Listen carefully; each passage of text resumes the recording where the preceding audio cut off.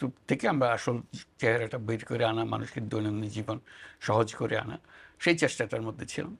তারপর আস্তে আস্তে ভবিষ্যৎটা কী হবে সেটার জন্য চিন্তা করা, কোন দিকে আমরা অগ্রসর হব। প্রথম চিন্তা আসলো যে একটা সংস্কার দরকার আমাদের, কারণ যে কারণে এই সমস্ত ঘটনা ঘটেছে, এই যে ফেসিবাদী সরকার চলতে পেরেছে, 16 বছর ধরে চলতে পেরেছে, আমরা কিছুই করতে পারিনি। তিনটা নির্বাচন হয়ে গেল, ভোটারের কোনো দেখা নাই।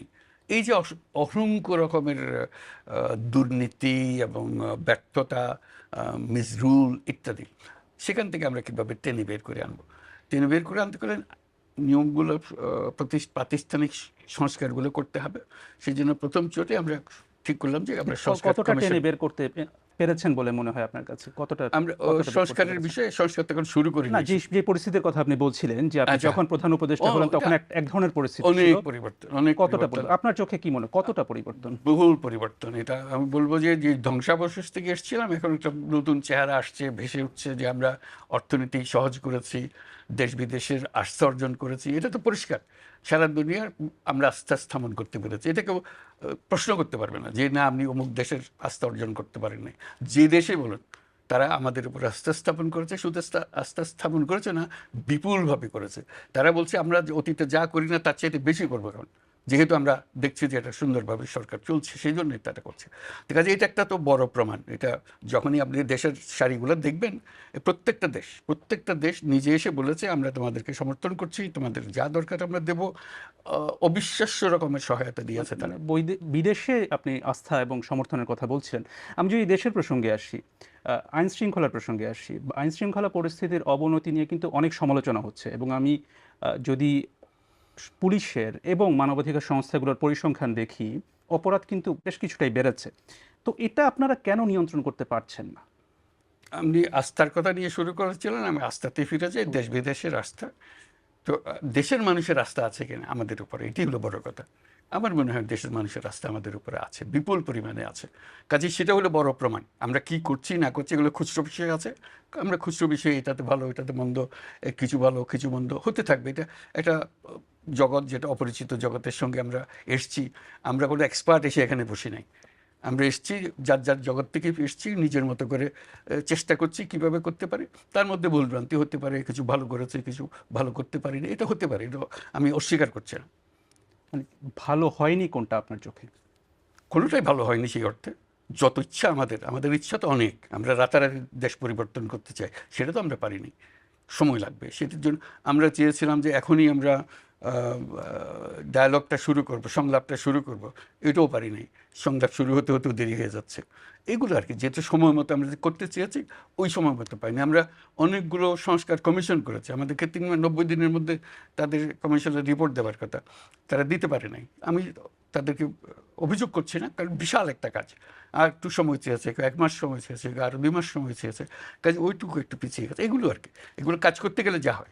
সংস্কারের কথা বলছিলাম, আমি যদি আইন শৃঙ্খলার বিষয়ে ফিরে আসি, পরিস্থিতি যে অবনতিটা হয়েছে, অনেকে বলছেন যে তারা নানা রকম ভয়ে আছেন, আতঙ্কে আছেন, যেহেতু অপরাধ তারা দেখছেন যে বেড়েছে, রাস্তাঘাটে অপরাধ বেড়েছে। এটা আপনারা কেন নিয়ন্ত্রণ করতে পারছেন না? অবনতিটা কোন পয়েন্ট থেকে হয়েছে এটা বলতে হবে তো আমাকে। আপনি বলছেন অবনতি হয়েছে, কোন রেফারেন্স পয়েন্ট থেকে অবনতি হয়েছে সেটা না দিলে তো আমরা বুঝতে পারবো না। আমি যদি সাম্প্রতিক পরিসংখ্যানের কথা বলি, যে গত বছর এই সময় থেকে অপরাধের পরিমাণ রাস্তাঘাটে, যেমন আমি তো হিসাব নিচ্ছি, কোনো অপরাধের পরিমাণ মোটেই বাড়েনি, আমি যদি আগের মতোই হয়েছে।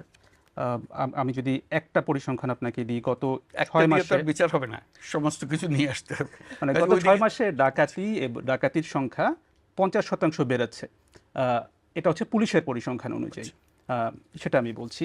মানে হয়তো পরিসংখ্যান বিভিন্ন হতে পারে, কিন্তু এটা আছে এবং হচ্ছে, সেটা আমরা দেখতে পাচ্ছি। তো এটা মানে নিয়ন্ত্রণের ক্ষেত্রে সমস্যাটা কোথায় করছি আমরা? সমস্যা আপনিও জানেন, আমিও জানি।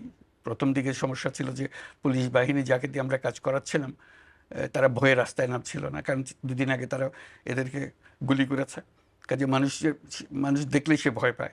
কাজে তাকে ঠিক করতে করতে আমাদের কয়েক মাস চলে গেছে। এখন মোটামুটি ঠিক হয়ে গেছে, আবার নিয়ম শৃঙ্খলার দিকে আমরা রওনা হয়েছি, কাজ করতে থাকবো।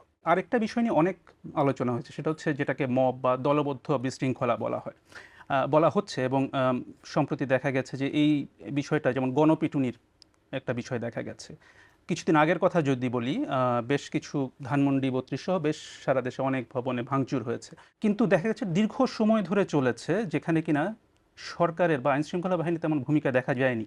কেন তখন ঠিক ওভাবে ভূমিকা দেখা গেল না? আপনি পরে একটা বন্ধ করার জন্য আহ্বান জানিয়েছেন। কিন্তু আইনশৃঙ্খলা রক্ষাকারী বাহিনী কেন সেখানে তখন কার্যকর ভূমিকা পালন করেনি? সময় নিচ্ছে, তারা প্রস্তুত হয়নি, যা তাদের মানসিকতার থেকে এখনো মুক্ত হতে পারে নাই, এটা একটা জিনিস হতে পারে। আরেকটা হলো যে তারা আমরা তাদেরকে বলেছি যে কোনো পুলিশ স্টেশনে তারা যে কোনো রিপোর্ট করতে পারে, গিয়ে আইনের আশ্রয় নিতে পারে, এবং সেটাকে আমরা সহজ করেছি। এখন বলছি তোমরা ইন্টারনেটে দিয়ে দিতে পারো, এটা অনলাইন কেস করতে পারে, যাতে মামলা করতে গিয়ে হয়রানি হয়। বরাবরই বাংলাদেশের যে ঐতিহ্য, পুলিশ থানাতে গেলে যে সমস্ত হয়রানি হয়, সেটা থেকে বাঁচার জন্য এখন অনলাইন করেন। সে অনলাইনের ব্যবস্থা করে যা যা আমাদের মনে হয়েছে যে মানুষকে সহজ করা যাবে, তথ্য আদান প্রদানের সহজ করা যাবে, এবং মামলা করা সহজ করা যাবে ইত্যাদি। মানে অনলাইনে তারা করতে পারছেন, যে সেটা আপনারা সহজ করেছেন, কিন্তু আসল কাজটা তো পুলিশকে করতে হবে। আপনি যেটা বলছেন পুলিশ সেই পর্যায়ে যেতে পারেনি, তারা নিজেরা আস্থা পাচ্ছে না বা তারা সেইভাবে সক্রিয় হচ্ছে না। মানে ৭ মাস পরও, মানে প্রায় ৭ মাস হয়ে গেছে, এখনো তারা সেই আস্থার সংকটটাকে দূর করা গেল এখনো না সম্ভব কেন? হয়নি, আমরা চেষ্টা করছি, অনেক ইমপ্রুভ হয়েছে কিন্তু সমাধান হয়নি। দায়িত্ব গ্রহণের প্রসঙ্গে একটু আসি। আপনি যখন দায়িত্ব গ্রহণ করেছিলেন তার আগে যে আলোচনা হয়েছে সেখানে ৩টি পক্ষকে সক্রিয় দেখা গিয়েছিল। একটি হচ্ছে সেই গণ অভ্যুত্থানের এর মধ্যে ঐক্য আছে, সবার মধ্যে ঐক্য আছে, রাজনৈতিক বক্তব্যের মধ্যে অনেক তফাৎ আছে, কিন্তু তার মানে এই নয় তার ঐক্যের মধ্যে ফাটল ধরেছে, এরকম কোনো ঘটনা ঘটেনি। বিএনপির যে ভারপ্রাপ্ত চেয়ারপারসন তারেক রহমান একটি বক্তব্যে বলেছেন যে অন্তর্বর্তী সরকারের নিরপেক্ষতা নিয়ে জনমনে সংশয় তৈরি হয়েছে। জনমনে ওনার মনে সন্দেহ হয়েছে কিনা এটা হলো কথা। কেন, মানে তাদের মনে কেন সন্দেহ তৈরি সে হয়েছে? হয়নি তো, সে কথাই বলছি। আমরা যখন বসি কেউ তো বলে না যে আপনার সন্দেহ হচ্ছে, সে বলছে আমরা আপনাদের সঙ্গে আছি। মানে আপনাদের সামনে ভিন্ন কথা বলছে কিন্তু বক্তব্যে ভিন্ন, মানে ভিন্ন কথা বলছে, তাই কি ভিন্ন হচ্ছে? বলছে কিনা সেটা আপনারা বুঝেন, কিন্তু আমাদের সঙ্গে যে সমস্ত আমাদের সম্পর্কের কোনো ঘাটতি হয় নাই। ছাত্রদের প্রসঙ্গে, ছাত্ররা একটা রাজনৈতিক দল এরই মধ্যে করে ফেলেছে। সে বিষয়ে কয়েকটি রাজনৈতিক দল, বিশেষ করে বিএনপির পক্ষ থেকে বলা হয়েছে যে, একটা অভিযোগ করা হয়েছে সরকার এখানে তাদেরকে সহায়তা করছে। সরকার কি সহায়তা করছে তাদেরকে বা না, করেছে? সরকার কোনো সহায়তা করে না। ৩ জন ছাত্র প্রতিনিধি ছিল সরকারের ভেতরে, যিনি রাজনীতি মনস্থির করেছেন তিনি সরকার থেকে ইস্তফা দিয়ে চলে গেছেন। উনি প্রাইভেট সিটিজেন হিসেবে রাজনীতি করবেন, এর কার বাধা দেওয়ার কি আছে? সেনাবাহিনী থেকে কি আপনি সহযোগিতা পাচ্ছেন? সর্বোত্তকভাবে, একদম প্রথম থেকে যা ছিল এখনো তাই? অ্যাবসলিউটলি। আপনি নিশ্চয়ই জানেন যে সম্প্রতি সেনাপ্রধান একটি বক্তব্য দিয়েছেন যেখানে তিনি বলেছেন যে অনেক বিষয়ে তিনি এবং আপনি একমত। তার মধ্যে তার একটি বক্তব্য ছিল যে সবাই একসাথে কাজ না করতে পারলে বাংলাদেশের স্বাধীনতা এবং সার্বভৌমত্ব হুমকির মুখে পড়বে বা এটা বিপন্ন হতে পারে। আপনি কি এই বক্তব্যের সাথে একমত? এটা ওনার বক্তব্য, উনি বলবেন, এটা আমার ওনাকে এন্ডোর্স করা না করার বিষয় না এটা। যেটা যেহেতু তিনি বলছেন যে অনেক বিষয়ে কথা হয়, আপনি অনেক বিষয়ে একমত, অথবা এই যে স্বাধীনতা সার্বভৌমত্ব বিপন্ন হওয়ার কোনো সম্ভাবনা কি আছে কিনা, এটা সরকার প্রধান হিসেবে আপনি কি এটা তো বলেন? সব সময় থাকে।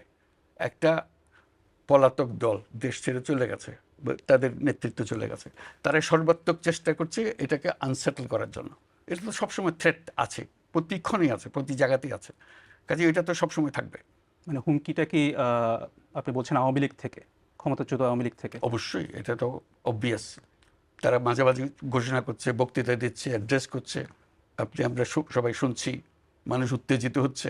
আপনি এখন যেটা বললেন যে তাদের দিক থেকে নানা রকম কর্মকাণ্ড আছে, হুমকিটা কোথায় ওই এই যে মুহূর্তে?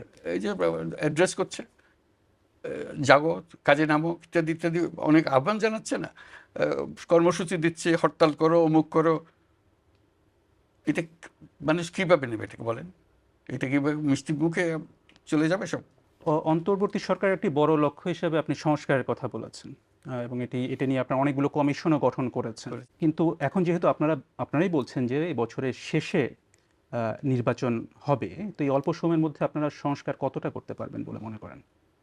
সেটা আমরা প্রক্রিয়া শুরু করেছি। আমরা একেবারে প্রত্যেকটা সুপারিশ দেব, সুপারিশের সঙ্গে কথা থাকবে আপনার রাজনৈতিক দল এটা কি সমর্থন করে, এটাতে রাজি আছেন, রাজি থাকতে বলেন, রাজি না থাকলে বলেন, বা এই যে সুপারিশটা আছে সেটার মধ্যে যদি কোনো একটা সংশোধনী এলে আপনি রাজি হবেন সেটা বলেন।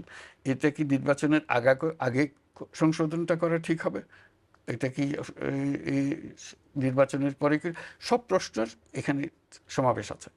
রাজনৈতিক দলকে শুধু বলতে হবে এটা আমি মানি, এটা রাজি, এটা আমি, এটা বলে দিলে সব কিছু মিলালে তারপরে আমরা একটা ঠিক করব সবাই কোন সুপারিশে সবাই একমত হয়েছে। এরকম যে সমস্ত সুপারিশে তারা একমত হয়েছে সেগুলো আমরা আলাদা একটা কাগজে নিয়ে আসবো। এই বিষয়ে, এই সমস্ত বিষয়ে সবাই একমত হয়েছে, তখন এটাকে আমরা বলবো এটা চার্টার, একটা জুলাই চার্টার। এবং সবাইকে আহ্বান জানাবো, আপনারা সবাই যেহেতু একমত হয়েছেন সই করে দেন জুলাই চার্টার। এর মতোই আমরা এখন চলবো। সেই পরিপ্রেক্ষিতে তখন নির্বাচনটা হবে। নির্বাচনের আগে যেটা বলেছেন সেটা নির্বাচনের আগে হবে, যেটা নির্বাচনের পরে বলেছেন সেটা নির্বাচনের পরে হবে, এটা আপনাদের বিষয়। কিন্তু আপনারা একমত হয়েছেন, সেই ঐক্যমত্যে আমরা গঠন করার চেষ্টা করছি। তাহলে কি বলা যায় যে নির্বাচনটা এবছরের মধ্যেই হচ্ছে? আমরা তো সেটা ঘোষণা করে দিয়েছি, আবার নতুন করে আর বলার তো কিছু নাই। সর্বশেষ যখন আপনার সাথে কথা হচ্ছিল তখন আপনি একটা বিষয় বলেছিলেন যে এই যে আপনার উপরে যে মামলা, হয়রানি, এসব কারণে আপনি ব্যক্তিগত জীবনে নানাভাবে প্রভাবিত হচ্ছেন। এখন এই যে এই 6 মাস প্রধান উপদেষ্টা হিসেবে থাকার পর আপনার ব্যক্তিগত জীবন কিভাবে প্রভাবিত হয়েছে? আমি তো এখন সে ব্যক্তিগত জীবন থেকে বিচ্যুত হয়ে গেছি। এখন তো আমার জীবন অন্য রকমের, এই বদ্ধ করে কাজ করার মতো জীবন। আমার দিকে ওদিকে কাজ করার সুযোগ নেই। যেটুকু করার খুব সীমাবদ্ধভাবে আমাকে ফোকাসড ওয়েতে সেগুলো করতে হচ্ছে। কাজে ওটার সঙ্গে এটার কোনো তুলনা করতে পারছি না আমি। ওইটা আমি ফ্রি জীবন, আমি যা ইচ্ছা তাই করছিলাম, এখন তো সেটা আর করা যাচ্ছে না। গণ অভ্যুত্থানের পর থেকে ভারতের সাথে বাংলাদেশের সম্পর্কের একটি অবনতি দেখা গেছে। এখন দুই দেশের সম্পর্ক এখন কোন পর্যায়ে আছে? খুবই ভালো, আমাদের সম্পর্কের কোনো অবনতি হয় নাই। আমি যেভাবে ব্যাখ্যা করে এসেছি, আমাদের সম্পর্ক সবসময় ভালো থাকবে, এখনও ভালো আছে, ভবিষ্যতেও ভালো থাকবে। বাংলাদেশ ভারতের সম্পর্ক ভালো না থেকে উপায় নেই। আমাদের সম্পর্ক এত ঘনিষ্ঠ, আমাদের পরস্পরের উপর নির্ভরশীলতা এত বেশি, এবং আমাদের ঐতিহাসিকভাবে, রাজনৈতিকভাবে, আমাদের অর্থনৈতিকভাবে আমাদের সম্পর্ক এত ক্লোজ সম্পর্ক, সেটার থেকে আমরা বিচ্যুত হতে পারবো না। তবে মাঝখানে কিছু কিছু দ্বন্দ্ব দেখা দিয়েছে, আমি হচ্ছে মেঘ দেখা দিয়েছে। এই মেঘগুলো মোটামুটি এসছে অপপ্রচার থেকে। অপপ্রচারের সূত্র কারা সেটা অন্যরা বিচার করবে, কিন্তু এই অপপ্রচারের ফলে আমাদের সঙ্গে একটা ভুল বোঝাবুঝি হয়ে গেছে। সেই ভুল বোঝাবুঝির থেকে আমরা উত্তরণ করার চেষ্টা করছি, কিন্তু মূল সম্পর্কের মধ্যে কোনো তার সাথে আপনার সরাসরি ভারত সরকারের সাথে আপনার সরাসরি যোগাযোগ হচ্ছে? সবসময় যোগাযোগ হচ্ছে আমাদের। তারা এখানে আসছে, আমাদের লোকজন সেখানে যাচ্ছে। প্রাইম মিনিস্টার মোদির সঙ্গে আমার প্রথম চোটেই কথাবার্তা হয়ে গেছে। ইলন মাস্কের সাথে সম্প্রতি আপনার একটা কথা হয়েছে এবং তাকে আপনি বাংলাদেশে আমন্ত্রণও জানিয়েছেন। এটা কি যুক্তরাষ্ট্রের নতুন প্রশাসনের সাথে একটা সম্পর্ক তৈরির চেষ্টা এটা নাকি? মূলত ছিল স্টারলিংক নিয়ে, একটা ব্যবসায়িক একটা সম্পর্কের বিষয় ছিল। সেই বিষয়ে আমরা আলাপ করছি যে স্টারলিংকের কানেকশনটা আমরা নিতে চাই। আওয়ামী লীগের রাজনীতি নিয়ে রাজনৈতিক দলগুলোর মধ্যে মতভেদ দেখা গেছে, বিভিন্নজন বিভিন্ন কথা বলছেন। এটা নিয়ে আপনার অবস্থানটা কি? ওই যে ঐক্যমত, আমরা বরাবরই ফিরে যাচ্ছি ঐক্যমতে। সবাই মিলে যা ঠিক করবে আমরা তাই করব।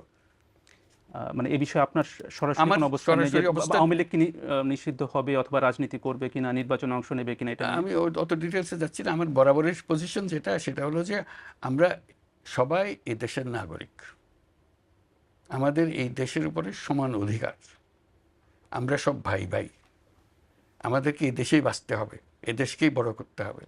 কাজে যে মত দল করবে তো বটে, সব কিছু করবে, কারো কোনো এই দেশ থেকে কেড়ে নেওয়ার, এদের তার অধিকার কেড়ে নেওয়ার কোনো উপায় নাই।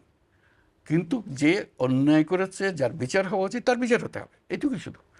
কি বর্তমান রাষ্ট্রপতির সাথে যোগাযোগ হয়? যখনই প্রয়োজন হয়, শুধু শুধু তো গিয়ে ওনার সময় নষ্ট করার দরকার নেই। যখনই দরকার হয় আমরা তার কাছে যাই।